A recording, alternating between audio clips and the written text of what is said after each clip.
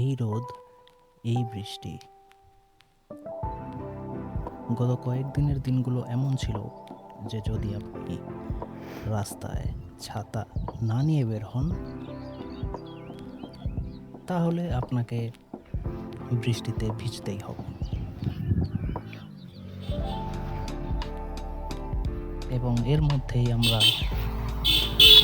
প্রকৃতিকে দেখার চেষ্টা করি।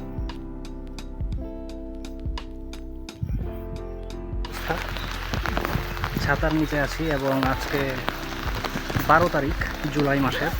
খুবই কাদা, সামনে কাদা, পিছনে পুরা দেশ কর্তমাক্ত বলা যেতে পারে।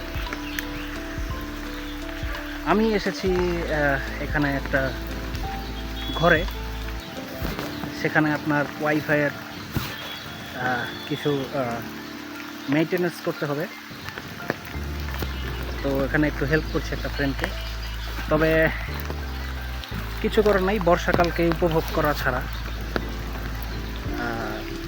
চারিদিকে বলা যেতে পারে এক প্রকার ভেজা ভেজা একটা এনভায়রনমেন্ট। এবং আমিও প্লাস্টিকের জুতা পরে বের হয়ে গেছি।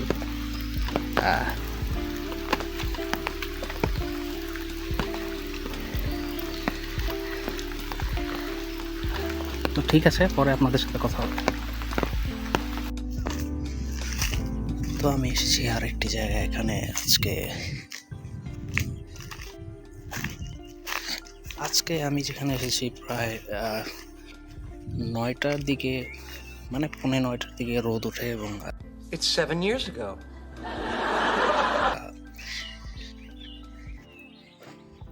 এখন কিছুটা পরিষ্কার আকাশ এবং চারিদিকে সবুজ। গত শীতকালে কিন্তু এই পরিবেশটা পাইনি, কিন্তু এখন মানে পরিবেশটা পুরোই ভিন্ন।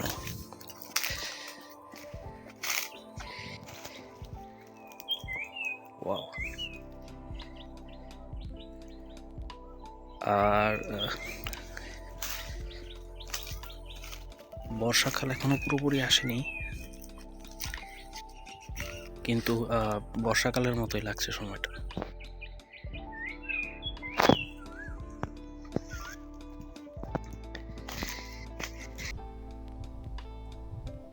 গত কয়েকদিনের ওয়েদার ছিল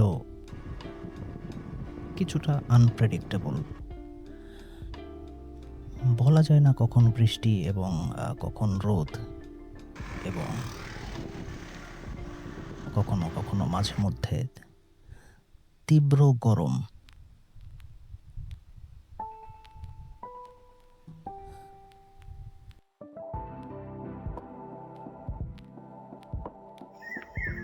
You know what it is.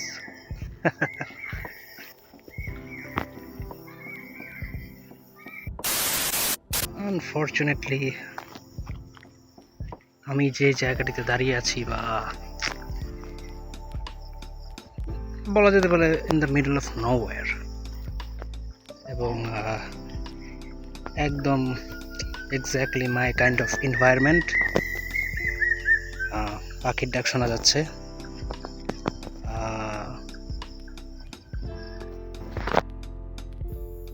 আসলে এই ভিডিওটা যখন শুরু করি, হাস্যকর হলেও সত্য, এটা প্রায় এপ্রিল মাসের শেষের দিকে ছিল, বা সামওয়্যার ইন দ্য মিডল।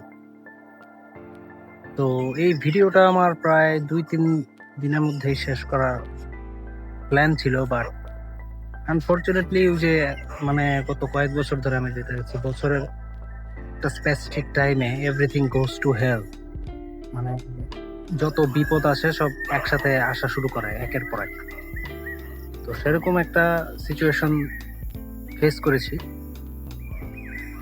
এবং কিছু জিনিস রিয়েলাইজেশন করেছি। সেটা হচ্ছে যে লাইফে আসলে অনেক কিছু নিয়েই চিন্তা ভাবনা করতে হয় সঠিক সময়ে, এবং যদি সেগুলো আপনি না করেন তাহলে আপনার অনেক প্রবলেম ফেস করতে হবে, পারিবারিকভাবে, সামাজিকভাবে, এবং এমনকি ফাইন্যান্সিয়াল, এবং আপনার সমাজে আপনার ফ্যামিলিতে কিছু মানুষ থাকবে তারা আপনার কখনোই ভালো চাইবে।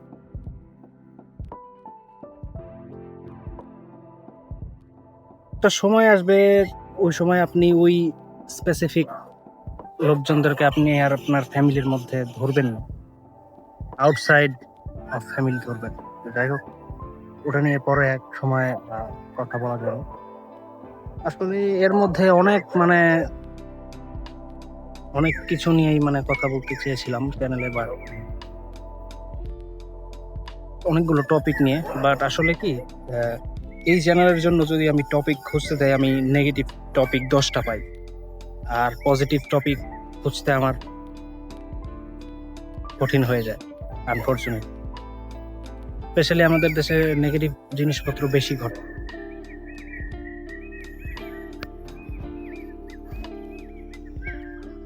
75 years later. তবে লাইফে যতই সমস্যা আসুক না কেন, লাইফকে পুরোদমে এনজয় করতে হবে। এবং আমাদের এক ভাই ডুবে ডুবে যাচ্ছে। চিপার মধ্যে পড়ে গেছে, একেরে নৌকা লিয়া না জানি কি হয় আলাগো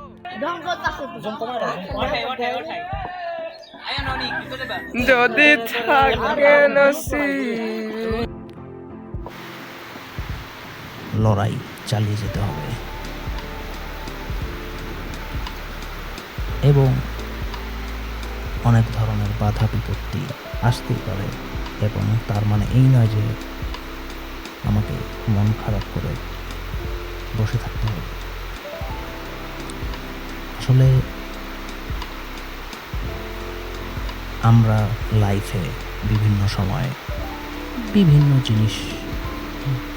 বিভিন্ন জিনিসের কথা চিন্তা করে আমরা আফসোস করি।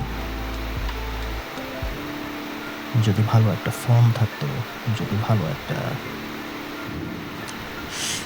বাড়ি থাকতো, অথবা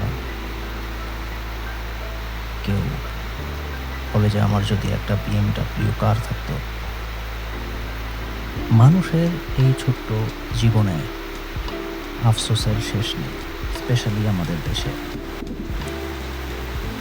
কিন্তু আমরা যদি একবারও চিন্তা করি যে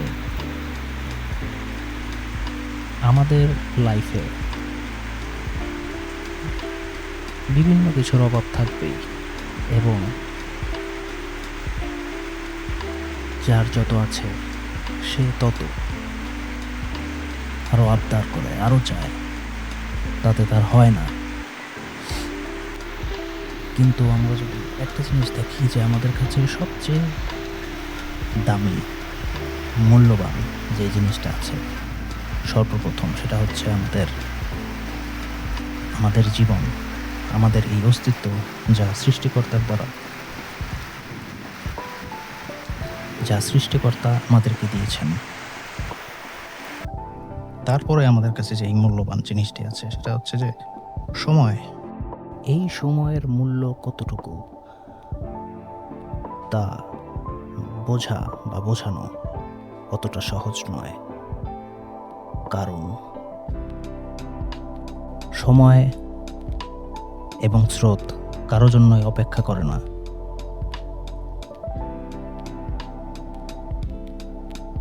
তবে আমরা যদি কোনো ভালো জিনিস পজিটিভ মাইন্ডে চেয়ে থাকি,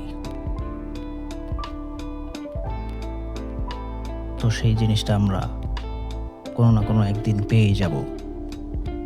শুধু আমাদের চেষ্টা চালিয়ে যেতে হবে। আবারও কোনো না কোনো অদ্ভুত এবং উদ্ভট ভিডিওতে আপনাদের সাথে দেখা হবে। সেই পর্যন্ত ভালো থাকবেন।